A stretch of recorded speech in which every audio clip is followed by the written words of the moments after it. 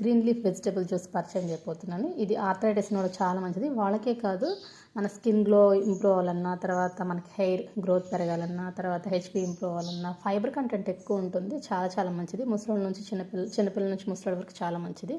దీన్ని ఎలా ప్రిపేర్ చేస్తామంటే, కొత్తిమీర, కరివేపాకు, పుదీనా, దోసకాయ అన్నీ కట్ చేసుకొని కడిగి మిక్సీకి వేసుకుంటాము. తర్వాత బెల్లం యాడ్ చేస్తాము. మొత్తం అన్నీ గ్రైండ్ చేసుకున్న తర్వాత ఇలా పల్పిగా వస్తుంది. దాంట్లో మనం ఒక హాఫ్ లెమన్ పిండుకొని తీసుకోవచ్చు అనమాట. గ్యాస్ట్రైటిస్ ప్రాబ్లం ఉన్నవాళ్ళు జస్ట్ 2-3 డ్రాప్స్ వేసుకుంటే సరిపోతుంది. దానికి అంటే బెల్లం కాకుండా ఇంకా మనము హనీ కూడా యాడ్ చేసుకోవచ్చు అనమాట.